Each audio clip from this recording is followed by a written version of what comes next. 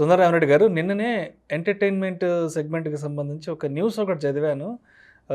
ఈ PVR and INOX ఇద్దరు merge అవ్వబోతున్నట్టు కూడా తెలిసింది. సో, అంటే ఇప్పటివరకు వీళ్ళిద్దరి పెర్ఫార్మెన్స్ మార్కెట్‌లో ఏ విధంగా ఉండింది? అండ్ తర్వాత ఫర్దర్‌గా ఎటువంటి రోల్‌ను ప్లే చేసే అవకాశం ఉందంటారు మార్కెట్‌లో?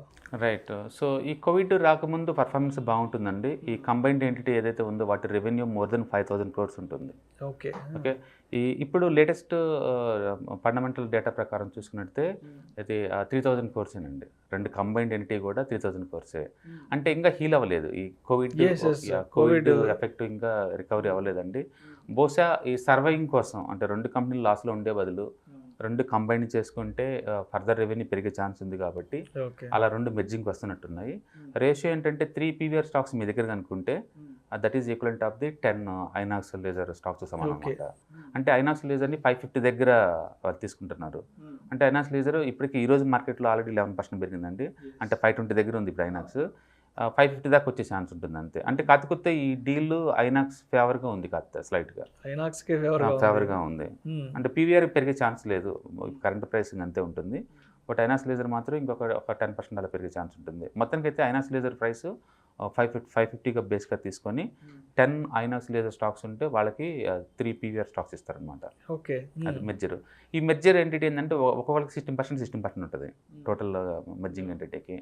అయితే మామూలుగా అయితే ఈ 2 మెర్జింగ్ అంతే మోర్ దెన్ 50% ఉంటుంది ఇండియాలో ఇప్పుడు మూవీ డిస్ట్రిబ్యూషన్, మూవీ థియేటర్ బిజినెస్లో. మామూలుగా అయితే మోర్ దెన్ 1,000 క్రోర్స్ ప్రాఫిట్స్ కనుక్కుంటే కంపల్సరీగా ఇండియాలో సీసీఐ అని కాంపిటీషన్ వాచ్ డాగ్ ఉంటుంది. కాంపిటీషన్ కమిషన్ ఆఫ్ ఇండియా అని చెప్పేసి వాళ్ళ అప్రూవల్స్ అవసరం మామూలుగా అయితే. కానీ లెస్ దెన్ 1,000 క్రోర్స్ ప్రాఫిట్ అయితే అవసరం లేదండి. సో అందుకని ఈ డీల్కి అందరూ అనుకున్నట్టు సీసీఐ పర్మిషన్ ఏం అవసరం లేదు. కాకపోతే is it good for long term point of view customers కంటే ఖచ్చితంగా కాదండి. ఎందుకంటే లోపలికి వెళ్తే మనం మూవీ థియేటర్ అనగానే ఒక పాప్కార్న్ పాకెట్స్, ఒక ఐస్ క్రీమ్ ఇవన్నీ ఎక్స్పెక్ట్ చేస్తాం కదా. మామూలుగానే అవి 100 రూపీస్ దాకా ఉంటాయి. ఇప్పుడు అవి ఇంకా రేట్ పెంచుతారు. ఇంకా రేట్ పెంచుతారు. వాళ్ళు మార్కెట్ వాల్యూ పెంచుకోవాలి కాబట్టి, మార్కెట్ క్యాపిటలైజేషన్ పెంచుకోవాలి కాబట్టి. అవును. యాక్చువల్గా వాళ్ళకి రెవెన్యూ కనుక మనం సెగ్రిగేషన్ చేసామనుకోండి, టికెట్స్ అమ్మితే వచ్చేది 50% రెవెన్యూనే. ఆల్మోస్ట్ 35% రెవెన్యూ వాళ్ళకి ఫుడ్ అండ్ బెవరేజ్ ద్వారా వస్తాయి. చాలా ఎక్కువ రేట్లకు అమ్ముతారు కాబట్టి వాళ్ళకి అందులో ఎక్కువ రెవెన్యూ వస్తుంది. అంటే 15% ఏమో అడ్వర్టైజ్మెంట్ రెవెన్యూ, మోర్ వాకిన్స్ వచ్చినాయి అనుకోండి థియేటర్స్కి, ఇంటర్నల్ యాడ్స్ రెవెన్యూ ద్వారా జనరేట్ చేసుకుంటారు అనమాట. అయితే ఇప్పుడు చూసుకుంటే పీవీఆర్ యాడ్ రెవెన్యూ కానీ లేకపోతే ఫుడ్ అండ్ బెవరేజ్ కానీ బాగున్న ఇన్కమ్ ఉంటుంది. అండ్ ఐనాక్స్ లేజర్ చాలా తక్కువ ఉంటుంది దాంతో కంపేర్ చేసుకున్నప్పుడు. ఇప్పుడు 2 మెర్జింగ్ ద్వారా ఏంటంటే ఈవెన్ ఐనాక్స్ కూడా ఒక పీవీఆర్ నేమ్ ఇస్తారు కాబట్టి పీవీఆర్ ఐనాక్స్ అని చెప్పేసి దానికి కూడా రెవెన్యూ పెరగబోతుంది అనమాట. మొత్తానికి ఏదైనా చూస్తే ఇద్దరు మునిగిపోతున్న బోట్లో ఉన్నోళ్ళండి, వాళ్ళిద్దరూ ఒకళ్ళొకళ్ళు మెర్జింగ్ అవటం ద్వారా ఖర్చులు తగ్గుతాయి, ఎక్స్పెండిచర్ తగ్గుతాయి అండ్ రెవెన్యూ పెంచుకునే ఛాన్స్ ఉంది కాబట్టి దట్ ఈస్ గుడ్ డీల్ అనుకోవచ్చు. బట్ కస్టమర్ పాయింట్ ఆఫ్ లో మనకు వచ్చిన అడ్వాంటేజ్ ఏం లేదంటే ఇంకా ఎక్కువ రేట్ పే చేయాల్సి ఉంటుంది. ముందు రోజుల్లో పార్కింగ్ కావచ్చు, లేకపోతే హాస్పిటాలిటీ కానీ ఇంకా ఎక్కువ రేట్లు పే చేయాల్సి ఉంటుంది వాళ్ళకి. బట్ వీటికి మెయిన్ రైవల్ వచ్చేసరికి మాత్రం ఖచ్చితంగా ఓటీటీ అండి.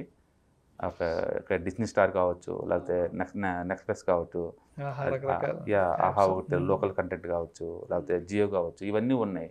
అందుకని అంటే ఎక్కువ బడ్జెట్ మూవీస్ అయితే థియేటర్లో చూస్తే ఆ ఎక్స్పీరియన్సే వేరు. 3D పిక్చర్స్ కానీ లేదా RRR లాంటి విజువల్ ఫీస్ట్ ఉంటుంది. ఆ ఎక్స్పీరియన్స్ డూప్లికేట్ చేయలేవు. కానీ ఈ సస్పెన్స్ పిక్చర్స్, కామెడీ పిక్చర్స్, ఈ కంటెంట్ ఉన్న వాటికి థియేటర్ దాకా పోవాల్సిన అవసరం లేదండి. ఇవాళ రేపట్లో ఒక టికెట్ 250 పెట్టేసి ఎంటైర్ ఫ్యామిలీ పోవాలంటే లిటరలీ 2,000 వరకు వద్దు బడ్జెట్ మెట్రో సిటీస్లో. అది మా నార్మల్ మూవీస్కి థియేటర్ పోవాల్సిన అవసరం లేదు, ఎందుకంటే ఓటీటీలో వితిన్ 1 వీక్ వస్తాయి కాబట్టి. అందుకని చిన్న మూవీస్కి అయితే మాత్రం ఖచ్చితంగా ఆల్టర్నేటివ్ ఓటీటీ దాని కాంపిటీషన్ ఉంటుందండి. బట్ హై అండ్ బడ్జెట్ మూవీస్కి మాత్రం మూవీ ట్రీట్ 3D కానీ ఈ టైప్ మాత్రం ఒక మూవీ ఎక్స్పీరియన్స్ రావాలంటే ఖచ్చితంగా థియేటర్స్ కాబట్టి. అందులో ఇండియాలో మొదటి నుంచి మూవీ లవర్స్ ఎక్కువ అండి ఇక్కడ. ప్రపంచంలో ఎక్కడ లేని ప్రేమికులు చాలా ఎక్కువ ఇక్కడ. ఇండియాలో entertainment is nothing but first priority goes to the movie అండి. ఫ్యామిలీ తోటి అది మన ఇండియన్ జీన్లో అది ఉంది కాబట్టి ఈ థియేటర్స్ కంపల్సరీగా సర్వే అవుతాయి long term point of view. కాకపోతే పాత రెవెన్యూ రావడానికి it may take another 2-3 years. Corona major effect కొట్టింది ఒక మూవీ థియేటర్ కొట్టండి. కంప్లీట్ లాక్డౌన్ 6 months అవడం వల్ల చాలా రెవెన్యూ లాస్ అయ్యారు వాళ్ళు. మేబీ 2-3 years కల్లా మళ్ళీ పాత రెవెన్యూ జనరేట్ అవుద్ది, అంటే ప్రాఫిట్స్లోకి వచ్చే ఛాన్స్ ఉంటుంది. ప్రస్తుతానికి అయితే ఈ 2 కూడా లాస్ మేకింగ్ కంపెనీసే. మరి ఇన్వెస్టర్ పాయింట్ ఆఫ్ వ్యూలో మరి ఏ విధంగా ముందడుగు వేయాలంటారు వీటి జోలికి వెళ్ళాలంటే? యా బేసికల్గా రెండు మెర్జ్ అవటం అనేది ఇన్వెస్టర్ పాయింట్ ఆఫ్ లో గుడ్ థింగ్ అండి. ఇన్వెస్ట్మెంట్ పాయింట్ ఆఫ్ లో that's good thing. Consumer point of లో మనకు బ్యాడ్ థింగ్ అంతే. కన్జ్యూమర్ పాయింట్ ఆఫ్ యా వ్యూలో వాళ్ళకి Yes, రేట్ yes, ఎక్కువ yes, కానీ ఇన్వెస్టర్ yes. పాయింట్ ఆఫ్ లో రెండు మెర్జ్ అయింది అనుకోండి ఎక్కువ రెవెన్యూ బిల్ జనరేట్ అవుద్ది కాబట్టి. సో ఐనాక్స్ కూడా యాడ్ రెవెన్యూ పెరగబోతుంది అండ్ హాస్పిటాలిటీ రేట్ పెరగబోతుంది కాబట్టి దట్స్ గుడ్ థింగ్ అనమాట. Right. Thank you sir. Thank you so much. ఈ ఎంటర్టైన్మెంట్ సెగ్మెంట్లో పీవీఆర్ అండ్ ఐనాక్స్ మెర్జింగ్కి సంబంధించిన అంశం గురించి ప్రేక్షకులకు మీ విశ్లేషణ ద్వారా చాలా అద్భుతంగా వివరించారు. Thank you so much thank you. Sir.